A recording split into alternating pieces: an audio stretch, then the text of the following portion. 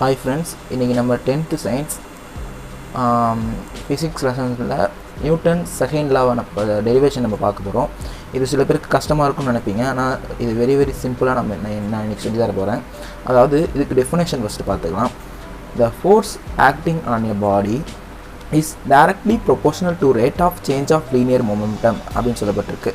அப்போ ஒரு ஃபோர்ஸ் ஒரு ஆக்டிங் ஒரு பாடியில் வந்து ஆக்டிங் ஆகுது, அது என்னன்னா directly proportional to rate of change of linear momentum.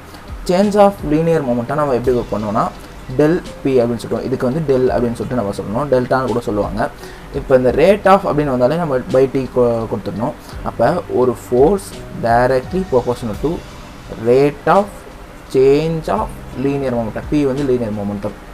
சரி, ஓகே. இதை வச்சு நம்ம வந்து நியூட்டன் செகண்ட் லா போட போகிறோம். இப்போ இந்த பி வந்து பி ஆஃப் எஃப், இதை எப்படி நம்ம எடுப்போம்? அதாவது நம்ம டெல் பினா p of final p of initial, அதாவது momentum final momentum minus initial momentum பண்ணுவோம். அப்போ பி ஃபைனல் அதை வந்து நம்ம எப்படி எடுத்துக்கிறோன்னா எம்வி, அதாவது வெலாசிட்டி, மாஸ் இன்ட்டு வெலாசிட்டி அப்படின்னு சொல்லுவோம். பி இனிஷியலை அதை நம்ம எப்படி எடுத்துக்கிறோன்னா எம்யூ, யூ வந்து வெலாசிட்டி தான், அது இனிஷியல் வெலாசிட்டின்னு சொல்லுவாங்க. அப்போ இந்த ரெண்டுத்தையும் நம்ம போய் இந்த இதில் அப்ளை பண்ணுறோம். அதாவது எஃப் இந்த ஃபார்முலா இருக்க இதை வந்து நம்ம எப்படி எழுதிக்கலாம்? F directly proportional to p f minus p i by டியா. இப்போ இதை வந்து எப்படி எழுதுகிறோன்னா இதை வந்து அப்ளை பண்ணுறோமா, m v minus m u by t. சரி, ஓகே. இதில் வந்து நம்ம வந்து எம் ரெண்டு காமனாக இருக்குது, இதை வெளியே எடுக்க போகிறோம். எஃப் டைரக்ட்லி ப்ரொபோஷனல் டு எம்மை காமனாக வெளியே எடுத்துட்டோம், v minus u by D.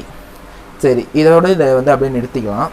இப்போ வந்து ஆக்சிலரேஷன்னா உங்களுக்கு என்னென்னு தெரியும், அதுக்கு ஒரு ஃபார்முலா இருக்குது. அது என்னென்னு பார்த்தீங்கன்னா a equal to v minus u by t. இது வந்து ஆக்சிலரேஷன் ஃபார்முலா. அதனால் f directly proportional to m a அப்படின்னு சொல்லுவாங்க. இப்போ வந்து இந்த ப்ரொபோஷனாலிட்டி போட்டால் நமக்கு வந்து ஒரு கரெக்டான வேல்யூ கிடைக்காது. அதனால் நம்ம இந்த டெரிவேஷன் போட்டு ஏதாவது கண்டுபிடிச்சோன்னா அது கரெக்டான அப்சல்யூட்டாக வேல்யூ கிடைக்காது. அதாவது இந்த டைரக்ட்லி ப்ரொபோஷனாலிட்டி எடுக்கணும்னா நம்ம வந்து ஒரு கான்ஸ்டன்ட், அதாவது ப்ரொபோஷனாலிட்டி கான்ஸ்டன்ட்டு நம்ம வந்து ஆட் பண்ணணும். அதுக்கு வந்து என்ன பண்ணணும்னா F is equal to proportionality constant வந்து என்னென்னு பார்த்தீங்கன்னா கே. நம்ம கே ஆட் பண்ணிவிட்டு அதுக்கப்புறம் என்னென்னு பார்த்தீங்கன்னா இந்த கேக்கு வந்து ஒரு வேல்யூ இருக்குது, அதாவது கே இஸ் ஈக்குவல் டு 1. இது கேக் வந்து 1. அப்போ 1 இன்ட்டு எம்ஏனா எம்ஏ தான். இப்போ F is equal to MA. இதுதான் டெரிவேஷன். அதாவது ஃபோர்ஸ்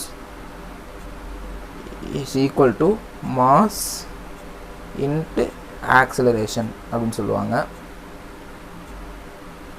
மாஸ் இன்ட்டு ஆக்சிலரேஷனா, இதை வந்து நீங்கள் வந்து வெக்டாரில் நோட் பண்ணணுன்னு சொல்லிட்டு பார்த்தீங்கன்னா எஃப் வெக்டார், இது வந்து 11th ஸ்டூடெண்ட்ஸு தான் நான் சொல்கிறேன். F vector M A vector. ஏன் ஏக்கு கொடுக்குறீங்க, எஃப் கொடுக்குறீங்க, எம்முக்கு கொடுக்க மாட்டீங்கன்னு பார்த்தீங்கன்னா எம் வந்து ஸ்கேலார் ப்ராடக்ட்டு, இது ரெண்டு வெக்டார் ப்ராடக்ட். அதனால தான் நம்ம இதுக்கு வெக்டார் கொடுக்குறோம். இது வந்து நீங்கள் 10th ஸ்டூடெண்ட்டாக இருந்தீங்கன்னா அது 11th ப்ரீஃபாக படிப்பீங்க. இப்போ சில டைம் பார்த்துருப்பீங்க எஃப் இஸ் ஈக்குவல் டு இங்கே எம்ஏவா எம்ஜின்னு படிச்சிருப்பீங்க சில இதில். இது ஏன் அப்படின்னு பார்த்தீங்கன்னா அந்த ஜி ஏன் வருதுன்னு பார்த்தீங்கன்னா ஜிக்கு என்ன அர்த்தம்னா g is acceleration due to gravity அப்படின்னு சொல்லுவாங்க. இப்போ இந்த ஏ என்னன்னு பார்த்தீங்கன்னா இந்த ஏ வந்து நம்ம ஒரு ஹரிசாண்டல் இதில் போகிறோன்னா, ஒரு ஆப்ஜெக்டாக ஹரிசாண்டல் இது போகிறோன்னா அதுக்கு வந்து நம்ம ஃபோர்ஸ் கொடுக்குறது தான் இந்த இது. இதே ஒரு ஆப்ஜெக்ட் வந்து இப்படி வெர்டிகலாக அந்த ஆப்ஜெக்ட் வந்துச்சுன்னா அதுக்கு வந்து நம்ம ஏ கொடுக்க முடியாது, ஆக்சிலரேஷன். அதுக்கு தான் நம்ம g, acceleration due to gravity, அதனால தான் ஜி கொடுப்பாங்க. இவ்வளோ தான் நமக்கு வந்து நியூட்டன் செகண்டில். அது ஈஸி மெத்தட் தான், ஆனால் இது ரொம்ப கஷ்டம்லாம் நம்ம பார்க்கக்கூடாது. இந்த மெத்தடை வந்து நம்ம புரிஞ்சுட்டு போடும்போது எதுவுமே நமக்கு வந்து ஈஸியாக தான் இருக்கும்.